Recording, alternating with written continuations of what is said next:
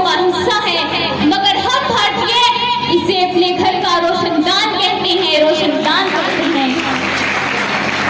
परम सम्माननीय अध्यक्ष, सम्मानित मंच और भाइयों बहनों, मैं निहाटा अपने विद्यालय के आयोजक और समस्त संस्था की ओर से आप सभी ग्रामवासियों और पूरे देशवासियों को 78वें स्वतंत्रता दिवस की हार्दिक शुभकामनाएं देती हूँ। मैं देश प्रेम एवं राष्ट्र निर्माण के उपलक्ष्य पर अपने कुछ विचार आप सभी के साथ साझा करना चाहूंगी। आजादी का असली मतलब वही समझ सकता है जिसने कभी गुलामी की हो, और हम सब सौभाग्यशाली हैं कि हमने स्वतंत्र भारत में जन्म लिया। यूं तो आजादी की लौ 1857 में ही जल चुकी थी, जो मसाल बनकर 1947 में हमारे भारत देश को आजाद कराया।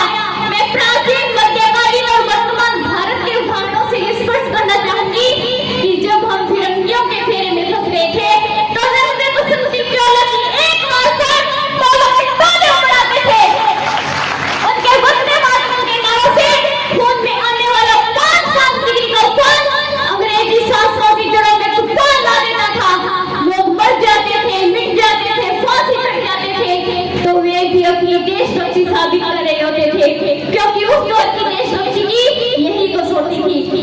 उसके बाद 62, 65, 71 और 99 के युद्धों में अपना सुहाग गवा देने वाली औरतें कि घर के हालात ये हो जाया करते थे कि प्यार भी घर छोड़ गया, मांग का सिंदूर गया, नन्हे नौनिहालों की लंगोटियां चली गई, छोटी छोटी बेटियों की चोटियां चली गई, बाप की कुमाई गई, भाई की पढ़ाई गई, और एक और विस्फोट हुआ, पता ही नहीं चला पूरे जिसकी बोटियों की बोटियां चली गई। आपके लिए मैं एक आदमी बना है साहब, अरे आपके लिए मैं एक आदमी बना है साहब, पर उसके घर की रोटियां ही चली गई, उसके घर की रोटियां ही चली गई। ऐसे हालात पैदा हो जाने के बावजूद भी एक माँ अपने पुत्र को शरफत और दुश्मनों की धज्जियां उड़ाने के लिए भेज दिया करती थी, और पत्र लिखा कर भेजा करती थी कि अम्मा ने खत लिखा है बड़े ही चाव से, अम्मा ने खत लिखा है बड़े ही चाव से, पुत्र मेरे ना घबरा जाना, 1 इंच भी पीछे मत हटना, चाहे इंच बच जाना, चाहे इंच बच जाना। इस तरह पूरा परिवार अपनी देशभक्ति साबित कर रहा होता था। तब देश बलिदान मांगता था, तब देश लड़ जाने को, मर जाने को, मिट जाने को, फांसी चढ़ जाने को कहता था। किंतु आज देश मर जाने को, मिट जाने को, फांसी चढ़ जाने को नहीं कहता, बल्कि मेरे विचारों में तो अगर कोई व्यक्ति पूरी ईमानदारी और मेहनत के साथ अपना कार्य कर रहा है तो वही सबसे बड़ा देशभक्त है। मैं नहीं मानती कि फेसबुक और व्हाट्सएप की ड्यूटी को 3 रंग में रंगना ही देशभक्ति है। और यदि आप कहेंगे कि साल में हाथ में 2 बार तिरंगा ले लेना देशभक्ति है, तो मैं आपसे पूछना चाहूंगी कि फुटपाथ में रहने वाला वो बच्चा ट्रैफिक की छाव में लगे पांव में जब तिरंगा लेकर रहा होता है, तो क्या आप उसे उसकी देशभक्ति कहेंगे? वो उसकी देशभक्ति नहीं, अरे साहब, वो उसकी देशभक्ति नहीं, वो उसके पेट में भूख की शक्ति है जो उसे ऐसा करने पर मजबूर कर रही है।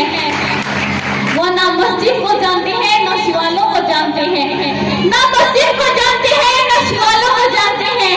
जो पेट के भूखे होते हैं ना, वो सिर्फ भोजन मिलने वालों को जानते हैं, वो सिर्फ भोजन मिलने वालों को जानते हैं। हमारे देश, अपने परिवार, अपने देशभक्ति, अपने परिवार, अपने देश, अपने समाज के लिए समर्पण का भाव है देशभक्ति। और हर देशद्रोही के जीवन में आने वाला तूफान है हमारी सच्ची देशभक्ति, ताकि हर देशद्रोही समझ सके कि अगर तू परिंदा है तो ये आसमान तेरा है, अगर तू परिंदा है तो ये आसमान तेरा है, अगर तू परिंदा है तो ये शमशान तेरा है। भाईचारे से रहना है तो नहीं भूल के, वरना ये कब्र तेरी और कब्रिस्तान तेरा है, कब्रिस्तान तेरा है। हम ना एक ऐसे समाज में जीते हैं जो पत्थर की मूर्त को लगते हैं छप्पन भोग, और भूखे नंगे तड़पते सो जाते हैं लोग, भूखे नंगे तड़पते सो जाते हैं लोग। मजदूर को मजदूर समझे, मजबूर नहीं, गरीब को काम दीजिए, दान नहीं। और अगर दान देने की इच्छुक है तो जीते जी रक्तदान दीजिए, और मरने के बाद अनुदान देकर किसी एक मरते हुए को एक नया जीवन दान दीजिए। यही एक सच्ची देशभक्ति है, और यही एक सच्चा राष्ट्र प्रेम। हमारी संस्कृति, हमारी सभ्यता को दुनिया में शीर्ष आया है, तो क्यों आस्था के नाम पर हमने अंधविश्वास फैलाया है।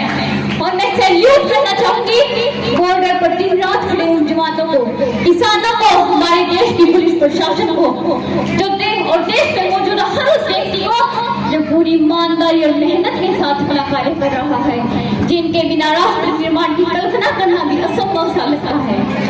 इसलिए हम सबको मिलकर प्रयास करना होगा एक अच्छे राष्ट्र निर्माण के लिए, एक सच्चे राष्ट्र निर्माण के लिए, क्योंकि हमारे देश की जिम्मेदारी नहीं हमको आगे ले जाने की, बल्कि अपनी जिम्मेदारी बनती है अपने देश को आगे ले जाने की, अपने राष्ट्र को आगे ले जाने की, अपने वतन को आगे ले जाने की।